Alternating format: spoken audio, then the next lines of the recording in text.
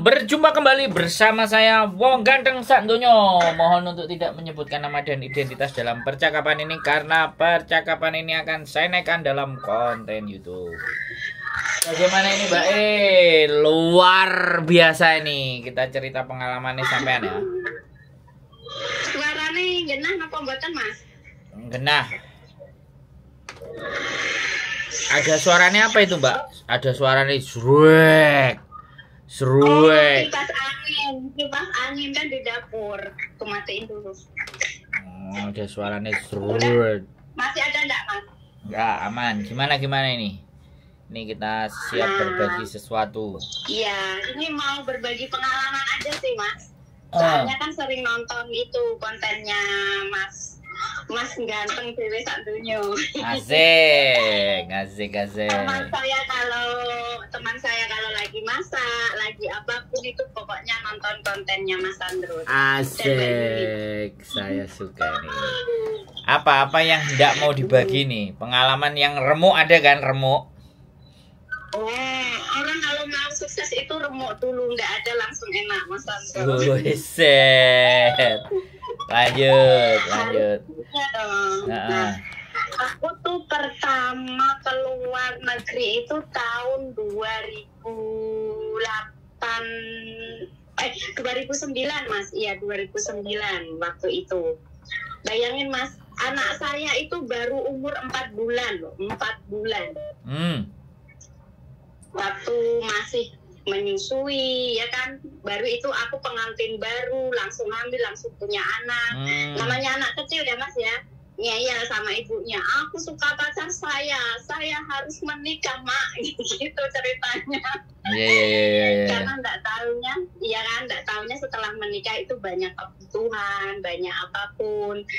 Karena selama ini kan cuma sekolah, dibiayain orang tua, apa-apa dibelikan orang tua, jadi belum mikir ke situ lah, mikirnya enak aja gitu, Mas. Nah, setelah punya anak tidak bisa minum air susu saya kan waktu itu, jadi ya otomatis pengeluaran membengkak kan, Mas. Yes. Itu susu itu mahal sekali untuk beli susu formula itu. Akhirnya orang tua juga pas-pasan, suami kerjanya biasanya di Kalimantan, habis itu pulang ke Jawa kan nyari kerjaan enggak begitu banyak yang nyuruh, Mas, karena notabene dulu kerjanya di luar kota kan. Jadi susah. Terus akhirnya saya begini ke suami, saya mau merantau ke Singapura, izinin. Terus dalam hati suami itu kan berat. Kalau kita tidak punya izin dari suami itu emang berat sebenarnya, Mas Sandro. Harus ikhlas. Suami itu sebenarnya nomor satu, suami itu harus ikhlas. Karena kita udah menikah kan. Terus akhirnya aku masuk ke PT itu, Mas, di Jakarta itu. Waktu itu ya, Mas Sandro, kan masih potongan masih lama banget kan. Waktu itu 8 bulan, 9 bulan. Ngeri itu. Iya kan? Iya, ngeri itu. Potongan ngeri. Aku waktu di PT itu, Mas, sakit parah. Sakitnya itu kenapa? Karena air susuku itu harus dikeluarin, nggak ada yang minum kan, Mas Sandro. Jadi bengkak besar itu loh, Mas. Bayangin, aku tetap bertahan loh waktu di PT itu. Aku harus sukses demi anakku waktu itu. Akhirnya aku diambil sama orang Melayu, Mas Sandro. Aku di PT itu hitungan cepat loh waktu itu. Sama teman-teman itu aku tuh terhitung cepat. Cuma 1,5 bulan aku terbang ke Singapura, Mas. Di Singapura aku diambil majikan Melayu kan, Mas Sandro. Nggak kuat aku, Mas, sumpah lillahi ta'ala nggak kuat. Di situ aku jatuh sejatuh-jatuhnya. Orang Melayu kan pekerjaannya kan banyak, Mas, apalagi kalau sistemnya kita lagi apa itu, Mas, puasa sama hari raya itu loh. Masak banyak, bangun pagi, nyiapin waktu sahur, buka. Baru aku lagi pertama. Terus aku nggak bisa kalau job kayak gini karena aku belum pengalaman masak. Anaknya 3, Mas Andro. Tapi aku ngomong baik-baik sama majikan waktu itu. Terus terang saya tidak kuat, ya kan. Terus saya diambil orang Cina. Dia itu pasangan tua, lama nggak punya anak, Mas Sandro. Jadi punya anak itu sayang banget kayak gitu. Jadi anaknya itu lecet itu tidak boleh. Jadi aku tuh dibawa ke rumah neneknya tiap pagi sampai majikan kerja itu baru dijemput.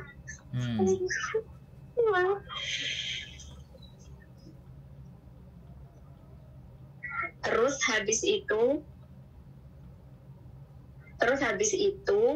potongan aku ditambah 1,5 bulan dari 8 bulan jadi 9 bulan setengah, Mas Sandro. Bayangin, cuma sisa gaji waktu itu $10 itu kalau uang Indonesia kan cuma nggak sampai 100.000, Mas Sandro waktu dulu. Cuma berapa? 80.000 ya waktu tahun itu. Uang Singapura loh itu masih sisa $10 1 bulan, 9 bulan setengah, bayangin Mas. 9 bulan setengah, duitnya cuma $10. $10, bayangin Mas Sandro itu waktu 2009. Bisa nggak untuk ngasih anak susu, bisa nggak waktu itu? Habis itu Mas Sandro orangnya ya cerewetnya minta aku, terus aku begini, aku sudah gagal sekali, masa aku harus gagal lagi gitu loh Mas Sandro. Terus aku bertahan, terus akan waktu itu nggak boleh pegang HP Mas Sandro, nggak kayak sekarang ini enak loh para TKW itu Mas, nggak boleh pegang HP, terus kerjanya nggak ada libur waktu di Singapura itu Mas. Kerja itu dari pagi sampai waktu dulu itu aku dari jam 1 malam baru bisa istirahat. Soalnya apa Mas? Jam 7 majikanku itu datang dari kerja, jemput aku di rumah nenek kan, makan di situ, terus nyampe rumah kan jam 9 malam. Itu aku tuh bersihin rumahnya majikan Mas Sandro. Jadi dari pagi sampai malam itu aku bersihin rumahnya nenek itu kayak gitu. Jadi kalau udah balik malam ke rumah, aku bersih sampai jam 1. Aku jaga baby loh Mas Sandro. Bayangin waktu itu bayinya umur belum 1 tahun loh. Kerja ngurus bayi, gaji nggak ditambahin. Zaman dulu itu cuma $330, sisa $10 Mas Sandro. Bayangin, aku tuh ya kalau teringat itu Masya Allah rintangan tuh.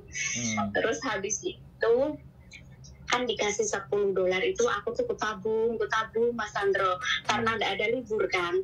Baru kukirim ke anakku itu pertama kali tuh bisa belikan orang tuaku HP Nokia yang kayak BlackBerry itu loh Mas Sandro, yang apa itu, biar aku bisa telepon anakku kan waktu itu.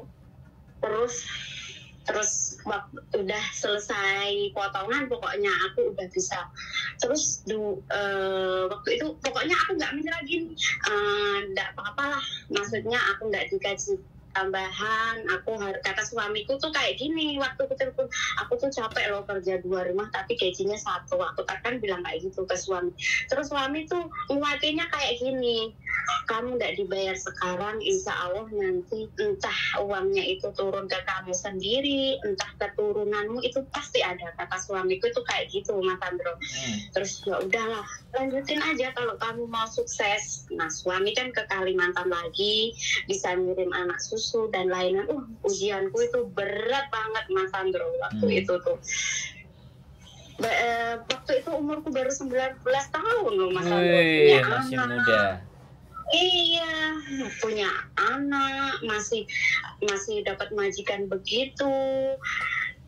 Kalau anak sekarang kan enak ya Mas Sandro, maksudnya tuh biarpun nangis kerja capek, tapi malam kan masih bisa telepon keluarga. Kalau waktu dulu aku 2009, jangankan telepon keluarga Mas Sandro, mau sarapan itu loh, aku bawa ke kamar mandi itu roti itu, aku makan Mas Sandro karena saking laparnya. Karena nggak ada istirahatnya di Singapura itu, nggak ada istirahatnya sama sekali. Kita duduk semenit aja, kerjain ini, neneknya tuh kayak gitu. Aku cuma ya mungkin inilah orang di luar negeri tuh kayak gini. nggak boleh menyerah gitu loh Mas Andro. Akhirnya 2 tahun selesai. Nah kontrak kedua Mas Andro, alhamdulillah aku bisa bangun rumah walaupun jelek waktu itu Mas Andro. Karena kan nggak pernah libur kan waktu itu. Tapi majikan ya kayak gitu, tetap sampai aku di situ kontrak kedua masih di rumah nenek waktu itu. Nah, terus aku tuh berdoa sama Tuhan, ya Allah, jika aku tuh sudah capek, tapi aku butuh uang untuk bangun rumah. Bangun rumah kan, apa Mas Andro? Butuh apa? Banyak. Namanya biaya banyak ya. Jadi aku, ya Allah, luluhkan hati majikanku.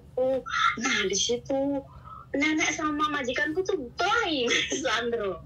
Wah, hebat. Jadi aku tidak dibawa ke sana lagi, aku di rumah. Alhamdulillah. Alhamdulillah. Oh belum, bukan belum. alhamdulillah belum. Aduh. Jangan alhamdulillah dulu. Iya. Nanti itu setelah tidak di rumah, nenek dia hamil lagi di Mas Andro. Jadilah anak yang kedua, kan tambah lagi kerjaanku ke pasar jaga anak 2, yang satu ku antar ke kindergarten, yang satunya ku gendong ke pasar. Bayangin aja itu sudah Mas Andro, tidak ada kata istilah tuh, tidak ada. Orang di luar negeri tidak boleh nyemi-nyemi, majikan begini aku tidak suka gitu, tidak boleh loh sebenarnya Mas Andro. Lanjutin aja, lanjut aku Mas Andro. Terus kontrak ketiga waktu itu kan, kontrak ketiga itu, di kontrak ketiga itu Mas Andro, majikannya itu sudah agak baik ya kan. Terus aku kan bilang kayak gini, Mas Andro, baik-baik kan aku mau ke kontrak keempat kan, tambahin gaji aku lah, aku jaga anak 2 ke pasar. Terus kan aku selama ini gak pernah tuh minta tambah gaji sama kamu, bersihin rumah orang tuamu. Ya bener kata Mas Andro tadi loh, kalau kamu sudah siap apapun majikan yang akan kamu katakan tentang minta naik gaji, ya kan Mas, kamu harus tanggung semua resikonya. Yaitu tadi Mas Andro. Apa jawaban majikanku Mas Andro? Kalau kamu mau gaji gede kayak anak-anak baru, proseslah kamu seperti anak baru. Maksudnya proses lagi biar potongan lagi biar dapat gaji. Kayak gitu majikanku.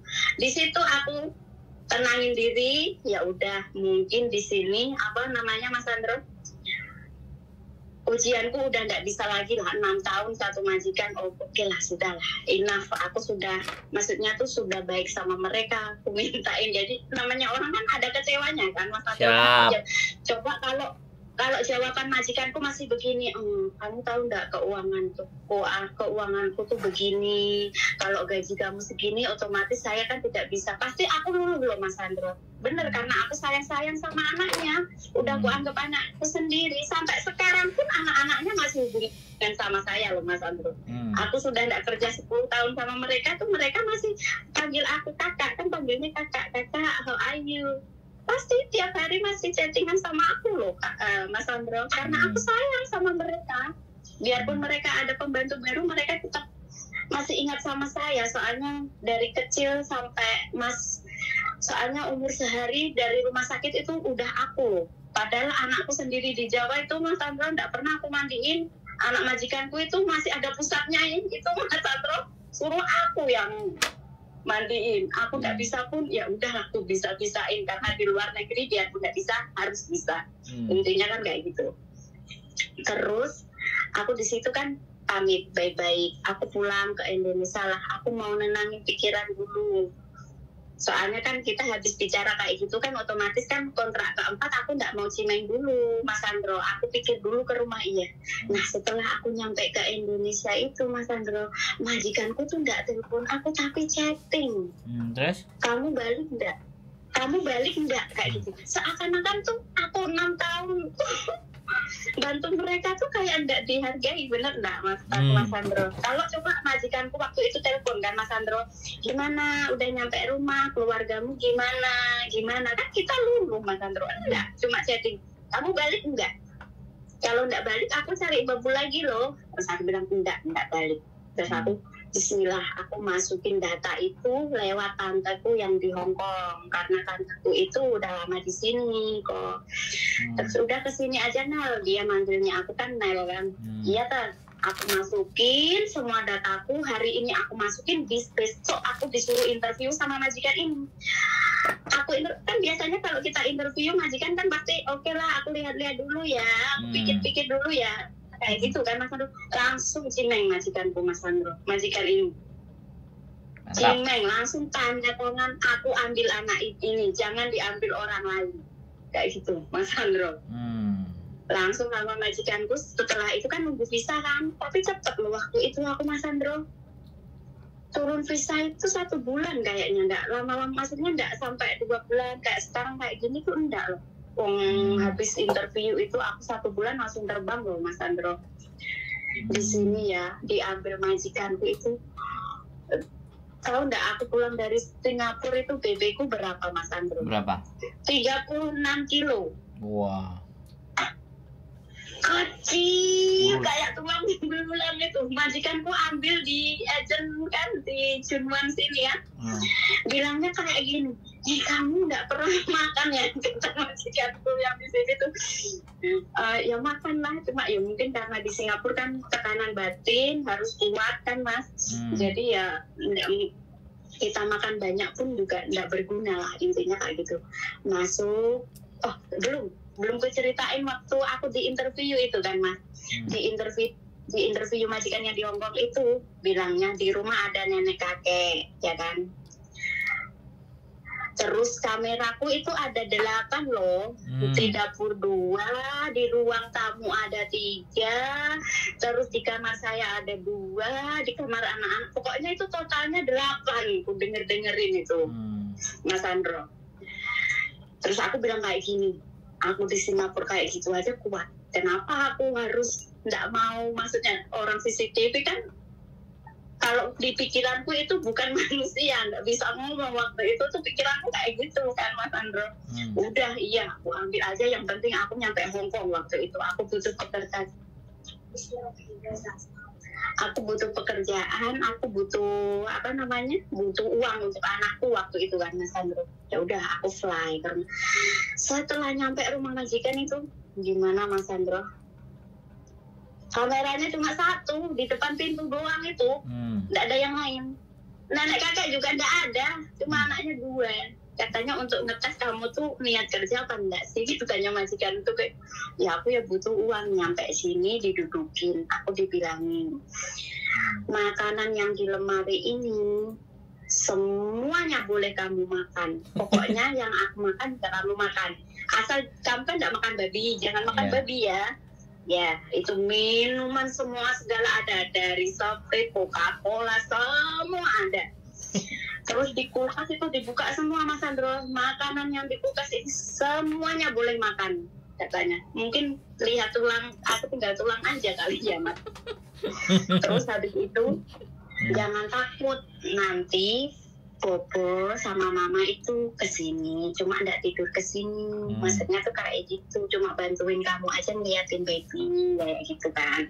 Terus ya udah nggak apa-apa, orang dari dulu aku di tempatnya nenek kan Mas Andro.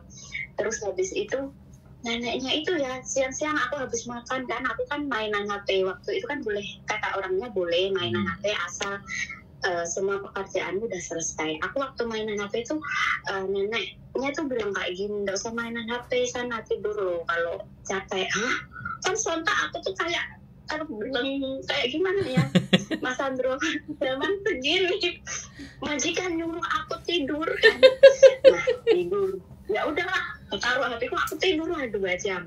Anaknya bangun, aku juga bangun. Jadi neneknya itu lihat YouTube aja dia sendiri mainan HP-nya, nyuruh aku tidur. Ya udahlah, sampai sekarang aku kalau siang itu tidur.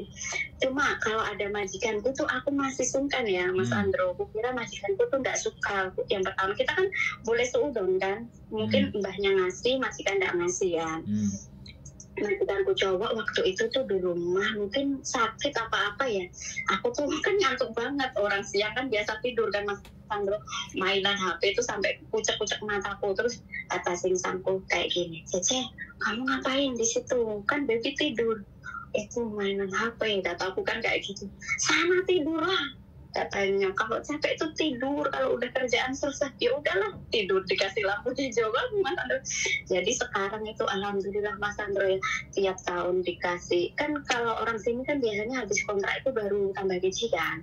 Kalau majikanku itu enggak Mas Andro, tiap tahun baru aku naik gaji, biarpun enggak banyak tapi naik gaji tiap tahun. Jadi tiap tahun itu aku dikasih gaji ya kan. Terus kemarin itu kan aku tanya-tanya soal apa itu Mas Andro, long service kan. Katanya emang kalau di sini lama itu dapat long service ya, kataku ke majikan kan. Majikanku bilang iya dapat, kenapa, tapi kalau kamu udah nggak kerja di sini lagi, kata majikanku kan gitu Bang. Terus habisnya ya udahlah, aku tuh lagi butuh duit, aku bilang kayak gitu. Terus kamu mau ngambil dulu gitu, katanya iya. Jadi aku tuh waktu itu dikasih, pas aku kerja di sini 7 tahun itu aku dikasih 22.000. Terus orangnya tuh bilang kayak ini masih banyak loh sisanya, cuma nanti aja kalau kamu udah pulang aja aku kasih 22.000 dulu, katanya kayak gitu kok. Jadi udah disairin itu uang service, pokoknya baik banget. Terus kadang aku termenung kayak gini Mas Andro, apa ini ya maksudnya, kata suamiku kan pernah ngomong, kamu tidak dibayar sekarang, entah nanti turunnya ke kamu sendiri atau ke anak turunmu, itu pasti, kata suamiku. Ya mungkin ini balasan waktu 6 tahun dulu aku sengsara banget itu loh, ikhlas, tidak ditambahin gaji, aku kerjain, tidak pernah aku kayak ngeluh-ngeluh. Aku lo kerja 2 rumah, nggak pernah ada pikiran kayak gitu. Malah di pikiranku rumah nenek harus bersih, rumah majikan juga harus bersih, kayak gitu kok dulu pikiranku. Nggak kayak orang-orang sekarang itu dikit-dikit di jobnya itu begini, kok harus begini, kayak gitu. Enggak loh pikiranku waktu dulu tuh. Pokoknya di mindsetku bangun pagi rumah nenek bersih, rumah majikan bersih, kayak gitu. Nggak ada terlintas ini bukan pekerjaanku, ini bukan jobku, enggak ada. Ya aku metiknya alhamdulillah emang di Hongkong sini kok gitu. Bener.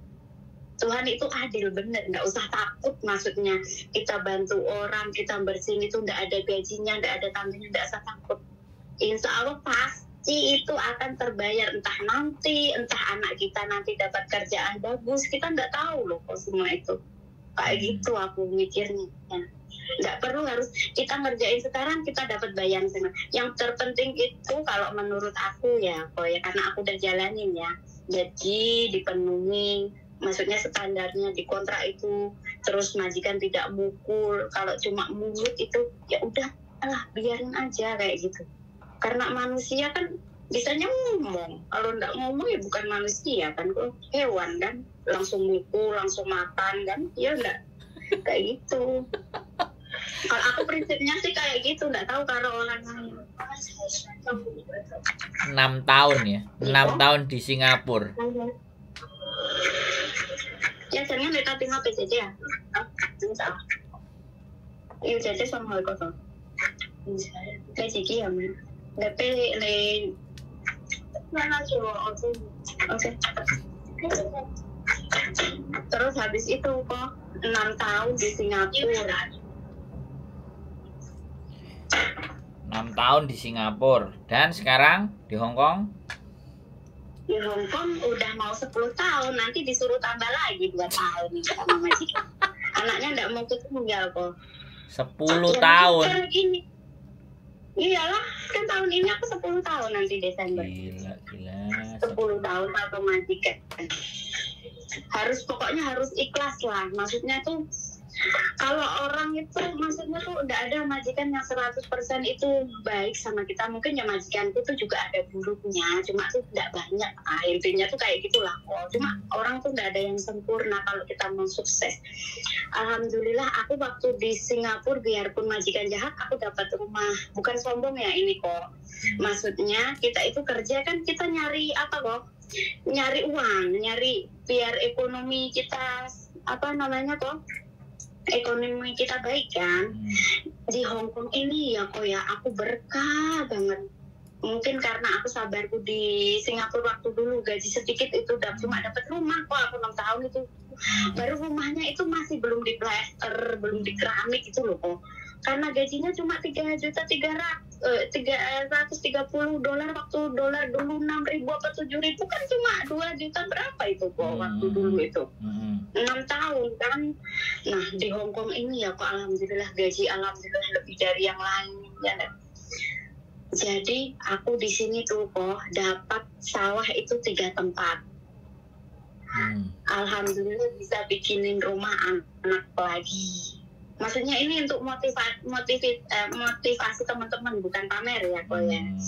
Terus aku udah bisa beli kendaraan buat usaha. Ya, maksudnya tuh berkah. Maksudnya jangan ngeluh. Kalau kita dapat majikan cerewet atau jahat, kita jangan langsung mengeluh. Aku nggak suka. Ditanamin aja. Ini mungkin awal aku sukses. Ini awal aku harus kuat dulu. Nggak mungkin kita langsung ke atas itu, nggak mungkin. Jalanin dulu yang itu. Kalau emang dipukul, kalau emang sama majikan dipukul atau itu baru kita bertindak. Kalau cuma diomongin kamu goblok lah, kamu nggak bisa bersin, ya udah jalanin aja selama dia tidak ngulangin kamu, jalanin aja kayak gitu. Kalau aku itu kok ya positif, nggak tahu kalau orang lain positif ting kayak gitu harus. Nah bener karena orang-orang sekarang tuh melihatnya yang udah lama itu kayak gini loh, dia sudah bisa beli gini enak, tapi nggak tahu cerita di belakangnya itu kayak apa kan. Kok nggak tahu loh yang aku alami kayak gini kan. Orang lihatnya oh itu TKW, kalau orang di kampung itu TKW di Hong Kong itu pantesan aja TKW Hong Kong bisa beli sawah, bisa bikin rumah, bisa beli apa, bisa beli tanah kayak gitu.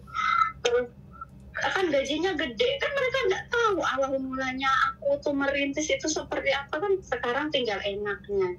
Nah tinggal enaknya itu kan kata suami udahlah kita sudah cukup, cuma majikan kan minta tolong kan kok kemarin itulah sampai tunggu anakku agak gede, yang kecil ini kan masih kelas 2 SD dan maksudnya bosku tuh tambah 2 tahun lagi dia kan udah agak gede.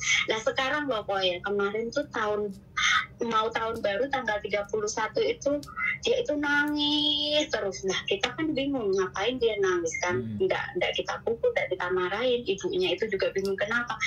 Ternyata dia itu sudah bisa ngitung tahun kok. Katanya kayak gini, kan mau tahun baru berarti Cece kan udah mau habis kontrak. Enggak tahu ini kenapa di kepala aku tuh mikir Cece mau pulang terus aku itu gimana mah kayak gitu. Coba kita nggak sayang sama dia, apa dia kayak gitu kok. Jadi sama majikan bisa nggak bisa, minta tolong, bilang sama suamimu tambah kontrak lagi lah 1 kali katanya kayak gitu. Tapi nanti ini kok yang masuk keluarga ini pasti orangnya beruntung dan pasti dia sudah melewati berbagai rintangan yang dia datang. Ya belum tentu, belum tentu juga Mbak, belum tentu juga. Iya sih, kita mikirnya ya kan? Mungkin dia hoki. Cuma kebanyakan pasti sudah pernah mengalami yang majikan jahat lah, apalah. Jadi ketemu ini tuh enak aja gitu kok. Biarpun apa enak aja. Soalnya di sini makanan full, apapun boleh belanja itu kok nggak pernah minta ansip. Jadi percaya 100%. Jadi aku juga harus memegang gini, dia sudah percaya sama aku, jangan sebenang-benang gitu loh kok. Kan kadang ada yang udah dipercayain belanja ini, tapi tetap saya tulis kok. Listriknya juga tetap saya kumpulin sewaktu-waktu jikala ada kala orangnya tanya kan ada gitu loh kok. Tapi selama 10 tahun ini nggak pernah tanya ini berapa. Pokoknya setiap kali Sinsang tidak ada uang buat belanja kasih, Sinsang tidak ada uang belanja buat kasih gitu. Jadi aku mau makan bakso pun ya aku catat kok, bakso berapa harganya di situ ya catat. Jadi sekarang kok aku tuh dari pagi sampai jam 5 sore aku kan sendirian di rumah sekarang kok. Kan anak-anaknya udah SD udah full day kan. Jadi nggak kerjaan, itu orangnya juga nggak pernah ini kotor kayak ini atau enggak, karena udah kayak keluarga lah maksudnya kayak gitu. Makanya tadi kan pokoknya bilang ayo ngonten yuk buat motivasi ya. Oke, nggak apa-apa, biar diambil positifnya buat teman-teman biar nggak selalu mengeluh gitu loh. Nah tuh siapa datang?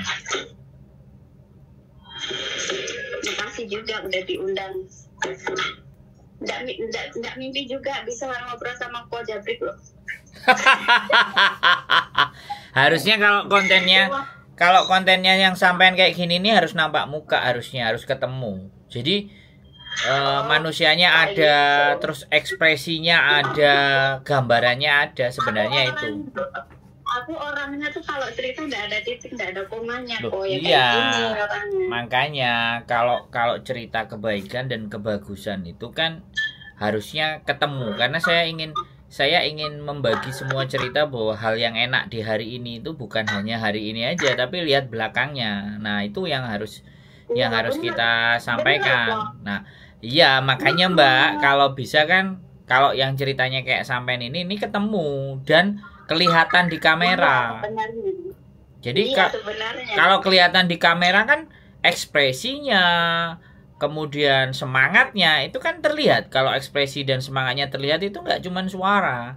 Makanya nanti saya rencana mau pindah rumah, makanya sama istri kita ada kamar 3, jadi 1 buat kamar kita, yang 2 kita buat studio. Makanya yang 1 untuk studio keresahan, yang susah, yang mumet. 1 untuk studio bagaimana yang membagi motivasi. Karena sebenarnya ketika kalau banyak cerita motivasi kayak gini kan akhirnya balance, imbang. Nggak semuanya kesedihan. Tapi ada juga gitu loh, bahwa dibalik semuanya apa yang kalian rasakan, rasa susah dan sedihnya itu, ini loh ada contohnya ya, anaknya selesai kuliah, asetnya udah bertambah banyak, suaminya baik-baik saja. Nah itu kan cerita yang bagus. Jadi serba-serbi antara cerita bagus dan jelek ini kan balance. Kalau seimbang kan jatuhnya orang akan ngelihat gitu loh. Nah itu konsep saya sih Mbak. Makanya ke depan kita mau set up sebenarnya, sampai kita mau bikin studio di mana kameranya nanti bisa gerak, dan kita harus jadi salah satunya channel yang bahwa kerja ke luar negeri itu bahagia, kerja ke luar negeri itu ada sukses, kerja ke luar negeri itu ada hikmah dan ada hasil, bukan hanya kerja di luar negeri itu berat dan susah. Nah itu yang mau kita balik. Karena kenapa dunia ini hancur? Karena banyak orang-orang yang baik itu diem. Karena orang-orang baik itu enggak mau berbagi. Kayak sampean kayak gini, kalau nggak dibagi kan sayang. Nanti begitu coba kalau sampean lihat komennya channel saya, penonton saya orang pintar-pintar semua loh, nggak ada komennya yang kata-katanya jorok, kata-katanya buruk, kata-katanya maki-maki, kan nggak ada Mbak. Makanya itu yang saya pikir saya harus bikin lagi nih, supaya jadi motivasi, bisa jadi rujukan ketika mereka mau menyelesaikan persoalan. Dan juga ini loh gambaran PMI Hong Kong itu begini loh gambarannya, sukses story gitu loh ceritanya. Aku tuh kenapa nonton YouTube-nya Coach Jabrik itu apa sih? Karena untuk melihat, cari pengalaman juga, terus mau lebih bersyukur juga. Oh ternyata itu yang di bawah saya juga masih banyak, terus yang susah juga banyak. Itu ku pelajari gimana sih orang itu bisa sukses itu, kenapa, karena apa, kayak gitu. Nah orang ini kayak gini, susah kayak gini, enggak aku olok-olok sih, enggak, cuma aku harus bersyukur lagi. Alhamdulillah ternyata tuh saya itu beruntung gitu loh, kayak gitu. Aku selalu nonton, jadi dari bawah semuanya itu. Aku baru tahu kontennya Cece Yuli tuh kemarin pas kan aku sering nonton kontennya Coach Jabrik kan. Jadi belum tahu tuh Cece Yuli tuh belum tahu muncul. Oh ternyata istrinya juga punya. Jadi aku juga sering nonton di situ gitu. Gitu. Oke, sekali lagi luar biasa ya.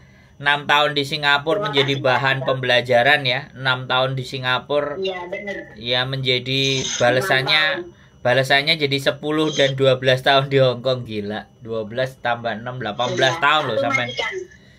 18 tahun. Aku gak pernah ganti-ganti majikan Mas Sandro. Biarpun cerewet tetap ku pertahanin, karena di maksudnya prinsipku itu ya ini rintangan saya harus saya jalani sampai saya lulus, ibaratnya kayak gitu.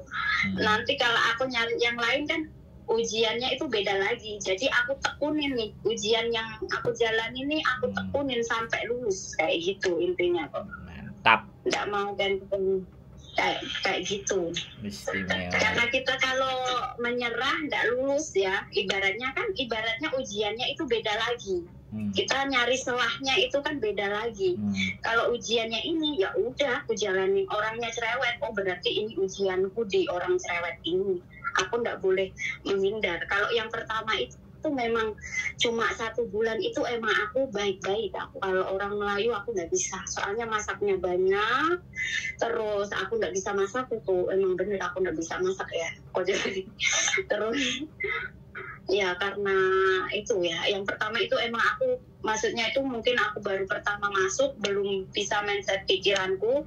Nah yang kedua kok juga ternyata nggak enak, oh berarti kerja itu emang tidak enak gitu loh Mas Andro. Dan yang ketiga panen. Yang ketiga panen. Luber-luber ya. Kalau nenek kakeknya sayang semua sama aku di sini, nggak ada yang nggak sayang pokoknya. Nenek, kakek, bobo, mama, yeye, semuanya kayak Yima, Yikafu, semua Taikafu, semua sayang sama. Kalau makan di sini tuh pokoknya kalau manggil aku tuh, kamu sini, kamu nggak libur ya? Nggak, kasih saku, soalnya kan masak buat mereka, kasih ambal kayak gitu kok. Pokoknya alhamdulillah banget di sini. Aku tuh mikirnya alhamdulillah nanti yang dapat majikan ini insya Allah enak. Yo, sampean carikan sampean kasih tahu bahwa ini keluarga baik-baik, jangan salah jalan, jangan semua loh. Jadi sampean juga ngasih tahu. Mantap. Oke, nanti kita tunggu studio baru. Studio baru buat sampean datang ya. Cerita 2 kali nanti kelihatan mukanya ya. Yap, oke, sukses, sehat selalu. Amin, sehat selalu. Sehat selalu sampean, bisa segera kumpul dengan keluarga. Yuk, yuk, bye-bye. Assalamualaikum. Luar biasa teman-teman, 6 tahun di Singapura remuk, akhirnya di Hong Kong. Sehat selalu. Keep stay tune my YouTube channel and see you next video. Bye-bye.